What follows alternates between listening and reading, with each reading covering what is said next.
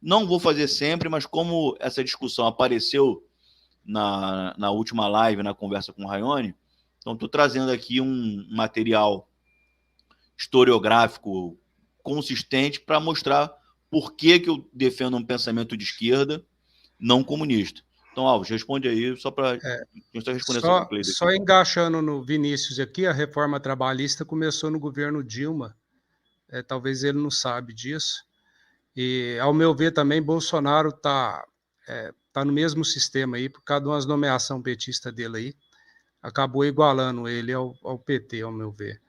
Então, a reforma trabalhista começou no governo Dilma.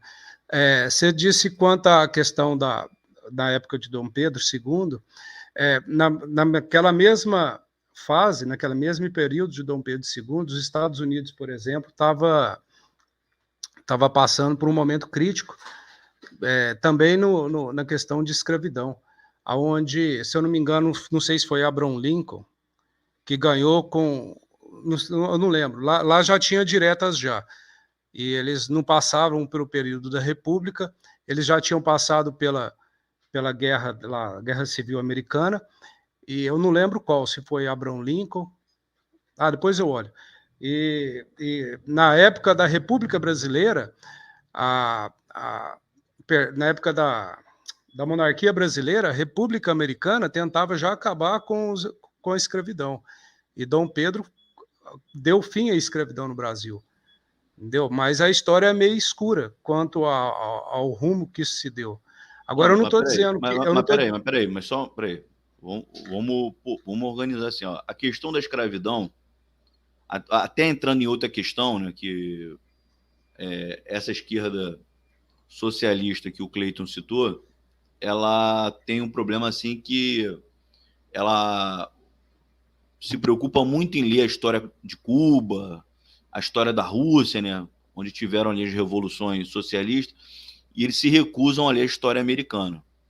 Então, assim, aí muitos deles questionam, né, por que os Estados Unidos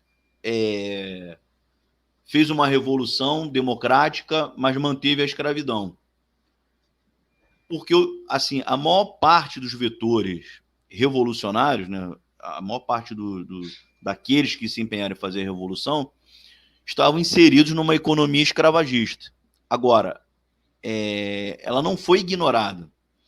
Quando ocorreu a Constituinte nos Estados Unidos, né, para elaborar a Constituição deles, que está aí até hoje, foi produzido um documento, um anexo à Constituição, que é pouco conhecido, que deixou estabelecido, com a promulgação da Constituição americana, que questões que ficaram em abertos no momento da Constituinte teriam que ser obrigatoriamente debatidos 20 anos depois.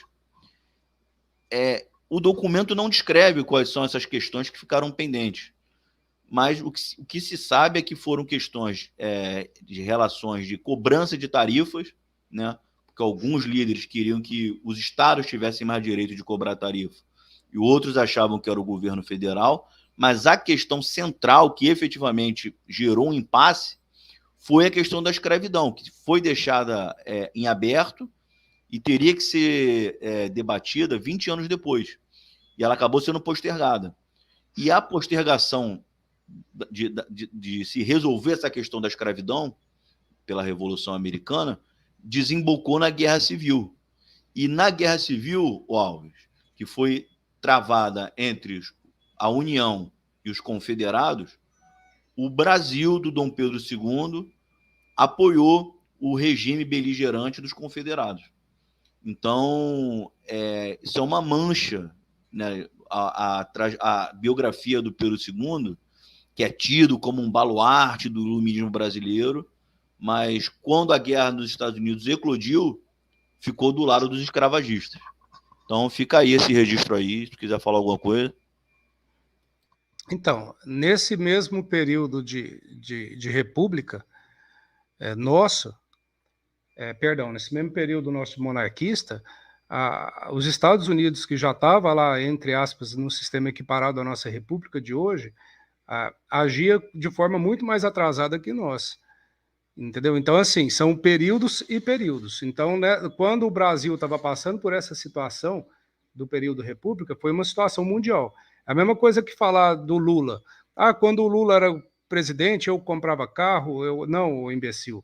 Aquilo foi uma ascensão mundial, onde todo mundo é, teve a questão do livre comércio e todo mundo, e o mundo inteiro estava se interligando, a China explodindo. O que acontece hoje? Hoje nós estamos aí, guerra na Rússia, pandemia, e o pau comendo, entendeu? Então, assim, comparar o sistema monárquico brasileiro com a situação atual do Brasil, dizer, não, antigamente, na época de Dom Pedro II, o Brasil passava por esse período econômico. Então, a gente tem que olhar para o mundo, entendeu? Para falar assim, não, vamos ver como o mundo estava naquela época. Hoje são os governos. Como o mundo estava no governo Collor, no governo Fernando Henrique, no governo Lula. Então, olhar, porque nós estamos na globalização. Então, olhar a questão da globalização e ver como o mundo está se portando. Você está falando a questão do comunismo. Como está se portando países que se dizem, né, adeptos ao comunismo hoje, com o que o mundo está passando? Como está se portando países que se dizem socialistas com o que o mundo está passando hoje? Entendeu? Então, é trazer um pouquinho para o contexto atual. No contexto atual nosso hoje, infelizmente, a República deu errado. Eu acho que o que falta no Brasil é um líder forte que consiga domar Anacro, as Anacro, elites, só um minutinho. tipo Vargas. Anacro, só um minutinho. Eu vou deixar você falar, só responder essa pergunta do Cleiton aqui. Ô, Cleiton, eu recomendo que você procure aí na internet, procura uma entrevista aí que foi dada por um pastor chamado Paulo Marcelo Schallenberger. Ele fala, dentre outras coisas, estou respondendo a pergunta aqui, o Cleiton diz o seguinte: o dia que o Lula morrer, isso daqui vai ser dominado pelos evangélicos. Então, eu quero te dizer o seguinte: esse pastor que eu citei, ele fala na entrevista que quem ajudou, quem fez a ponte para a Igreja Universal entrar em Angola foi o Lula. Então, ao contrário do que você acha que o Lula antagoniza os evangélicos, ao contrário, o Lula está doido para comprar o apoio dos pastores evangélicos e eles é que relutam em não aderir ao petismo, por motivos aí que não vale a pena conversar agora, entendeu? Mas se achar que é o Lula, que é uma trava ao poder dos evangélicos, você está muito enganado. Fala aí, Anacro, fala aí. O que acontece aqui? Respondendo até aquela questão aqui que me perguntaram aqui do negócio que não existe má índole humana. Aí eu respondi e falei assim, na China eles vão lá e controlam com um punho de ferro esses empresários megalomaníacos que querem fazer o que quiser. Agora aqui no Brasil, a gente vê vários governos assim que são meio assim bunda moles, assim, digamos assim. Por exemplo, a elite derrubou a monarquia porque não era mais útil para ela, ela não queria mais essa monarquia. Ela teve altos e baixos. Agora, a história aqui mais atual, por exemplo, FHC foi um entreguista também. O Lula, Dilma também foram, eles se renderam ao Centrão. Eles se deixaram o Centrão dominar eles, deixaram o Congresso dominar.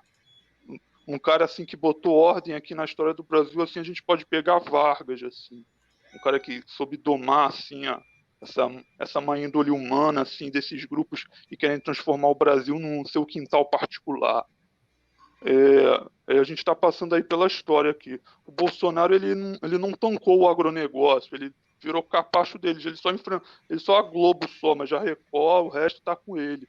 Agora, a nossa esperança é ver se o Ciro ele vai fazer alguma reforma estrutural. Vamos ver se ele vai combater essa questão dos bancos, essa questão dos juros abusivos dos bancos, né, que teve na era PT. Na propaganda eleitoral ele está falando que vai combater esses juros abusivos, por exemplo. Vamos ver se o Ciro realmente vai fazer isso, né, se ele conseguir ganhar. É isso.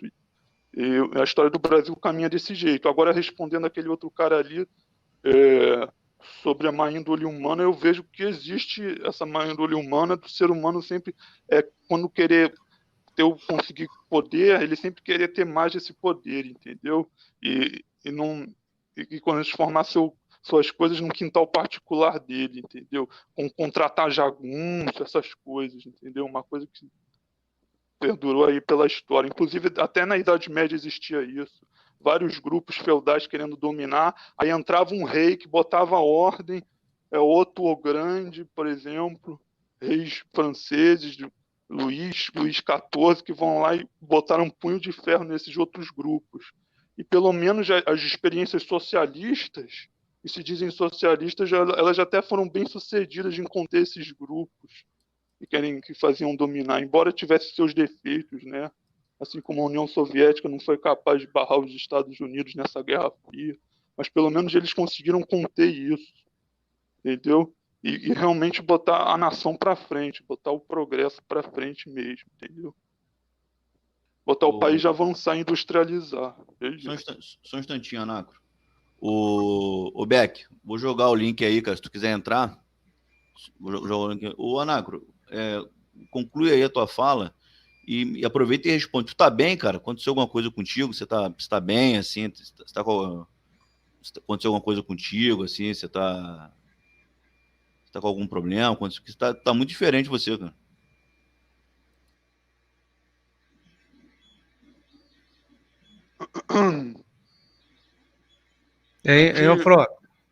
Pode passar, depois eu respondo.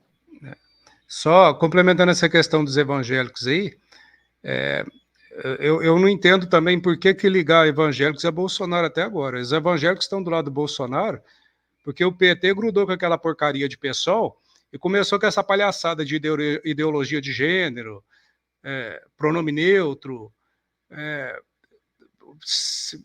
essa apologia ao sexo, esse negócio de LGBT, aí o camarada pula mesmo. Então, nesse lado aí, o evangélico também é certo mesmo, tem que combater esse nicho PT, PSOL aí, porque esse negócio só tá dando atrás de vida, entendeu? Então, ligar, porque os evangélicos e Bolsonaro, os camaradas pularam fora, porque, que nem você falou, né? Eu lembro na época do PT, o Edir Macedo, ele cresceu na época do PT.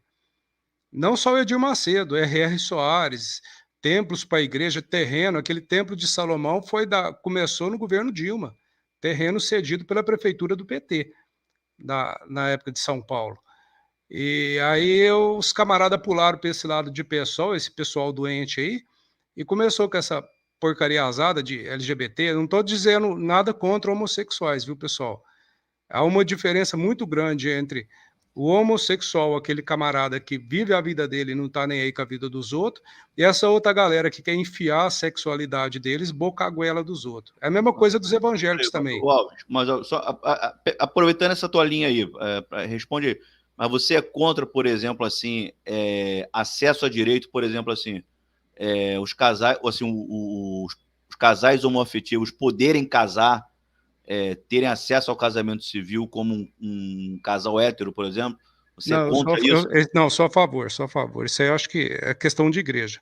Só que hoje pode se fazer isso, tem um contrato social. Mas isso aí eu discordo da religião querer intrometer nesse assunto.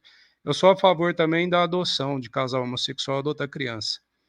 Porque tanta criança sem pai, sem mãe, vivendo amíngua aí, deixado de lado pelo Estado, e a igreja intromete e fala, não, homossexual não pode adotar, eu sou contra também. O que eu sou contra é a questão deles começarem com essa ideologia de gênero nas escolas. O camarada fez uma cirurgia de sexo, ou não, ele se sente mulher, ele pode entrar num banheiro feminino. Esse tipo de palhaçada, entendeu? Agora, quanto à questão homossexual, eu tenho parentes homossexuais, amigos, muito amigos homossexuais, e dizem também que são contra o que está acontecendo, o que esse pessoal vem tentando implementar, entendeu? E o que eu achei uma covardia foi a questão quando quiseram implementar os homossexuais adotarem crianças. Eu participo de ações aqui no orfanato perto de casa, e você chora, cara. Criança inteirando, era criança, viveu a vida inteira no orfanato, inteirando 18 anos, e vai lá, Deus sabe para onde, porque nunca foram adotados, entendeu? E eu conheço casal de homossexual que seria melhor pai do que muito casal heterossexual. Eu não estou dizendo nesse ponto, eu estou dizendo